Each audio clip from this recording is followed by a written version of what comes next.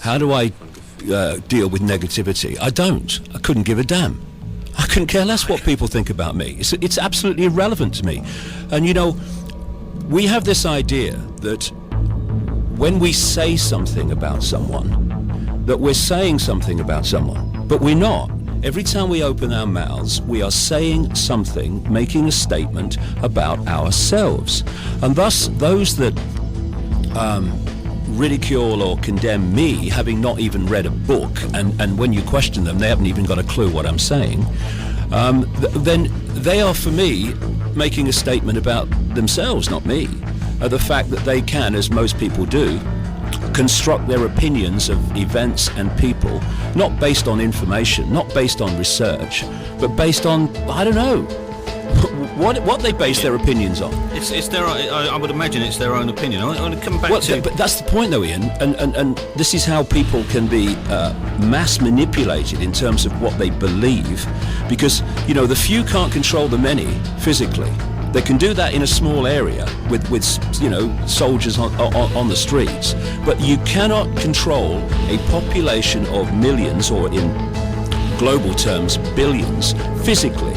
You have to control the population by getting them to think and perceive themselves and the world and events in the way that suits you. It's a mind game, and if we don't break the cycle by doing our own research and asking questions rather than getting them off the peg from the mainstream media and the tabloid newspapers, then we're just babes in arms, not expressing our opinions, but just becoming a repeater of someone else's opinion. And in this way, those that manipulate that mass opinion control the perception and therefore the behavior of the population. And when you look at the world, it is full of repeaters. I mean, look at journalists. What are they doing? They're taking the official version of events and they're repeating it to the population. The population read it in the newspapers and repeat it to each other. You go to school and you have repeater teachers telling the pupils the way that the system wants them to see the world, and all the teacher is doing is repeating what's in the curriculum. When you've got a situation like with my son Jamie, who was taking a course which included a section in the exam on global warming. It's now called climate change, as the temperatures fall, you'll note. He made the obvious point that any brain cell on active duty would see if they looked at the evidence, that the whole idea of climate change, human-caused climate change, is a scientific insanity. Even some of the advocates are now coming out and saying this. And when he said this to the teacher, that was his opinion, the teacher said, well, actually, I have some sympathy with the fact that global warming is a nonsense. But if you say that in your exam, you ain't going to pass, right? So we have a repeater education system. We have doctors that repeat what they heard at medical school and repeat what the drug rep said when they came round to flog some more drugs.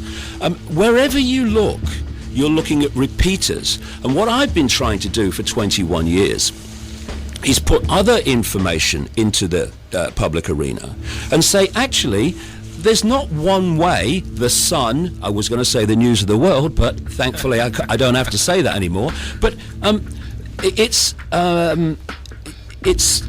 trying to break this cycle of authority gives you a version of life, you believe it, and it becomes official history. I mean, you know, at one time, because it was the norm, people repeated the fact that the earth was flat and ridiculed anyone who said it was a sphere. And the same is going on now, daily, across the great swathe of subjects. I mean, North Africa. Someone said to me, ain't it great that Libya's free, now Gaddafi's gone? Well, if they knew the real story, then they'd realise that Libya has been hijacked by a force that is behind NATO, that is actually in the process, and you can read it in my books some time ago, of picking off country after country after country by stimulating and engineering protests with agents provocateurs then condemning the sitting regime for, violence against protesters, and then sending the boys in. They've done that in Libya. They're going to do that in Syria. They'll do it in Jordan. They'll do it in Lebanon. They're going for Pakistan now, constantly bombing Pakistan with unmanned planes, which are actually being guided from a joystick near Las Vegas. It's just like a computer game to them, killing people, thousands of Pakistanis, and they want to go for Iran. But when you see the way that what is happening in North Africa and the Middle East portrayed in the media, then people believe it, and they're looking at things happening in the world, and they've got a certain view of it, which is simply a view that is repeating what they've been told to believe. And we have to break that cycle of information so that we can actually see what's really going on, as opposed, and this is the key, what we're told is going on, what we're told to believe, what we're told to perceive, what we're told to have the opinion about.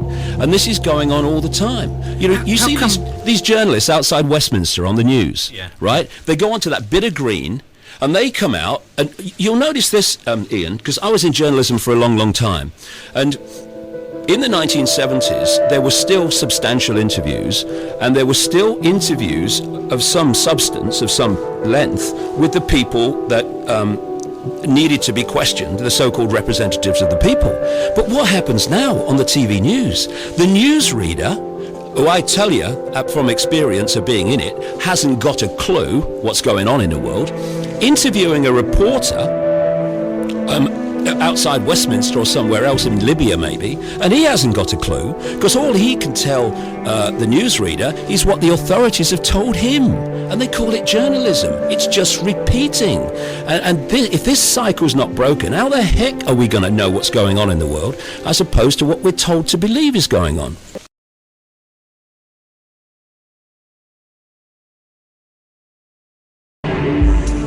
You ever heard that phrase, everyone knows that, mate? Well, why does everyone know that? Well, it's because this system is controlled by what I call repeaters. They're people in the situations of power and influence who just repeat what someone else tells them. A doctor is repeating what they were told at medical school and what the drug companies tell them. You've got teachers who repeat what they learned in their exams and what they learned at teacher training college, and they repeat that to the next generation. And the great repeaters are what pass for journalists. This is that area outside Parliament where they stand there doing their pieces to camera, telling people what's going on. Here we have the crews waiting for the journalists to come across from Westminster and stand there and tell them what's happening in the world. The fact is, they don't know what's happening. They know nothing. So this is what they should be saying if they were telling the truth. Now over to Westminster for the latest news from David Icke. Thank you. Well, I've got to be honest, mate, I haven't got a clue what's going on. I tell you what my job is, right? I wear a dark suit, not normally, but you know, I'm playing here. And I'm come over from there, and I tell you what they've told me is going on. And I deliver it as if I know what's going on and it's really true. I haven't got a clue if it's true. But they tell me, and they wouldn't lie, would they? I mean, would Tony Blair lie about what's really happening? Would George Bush, please? I'm a journalist, trust me. And so, what we call news, what you get paid a lot of money for reading Autocue about, is merely propaganda that they have told me and I tell you. David Icke, BBC, ITN, CNN, CBS, Sky News, Westminster. Maar volgens de Britse verkeersdienst heeft het ongeluk van gisteravond niets te maken met de verkeersveiligheid.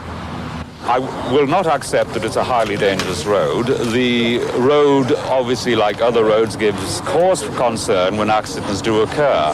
So as soon as that work is finished, the Central Reserve safety fencing will go ahead.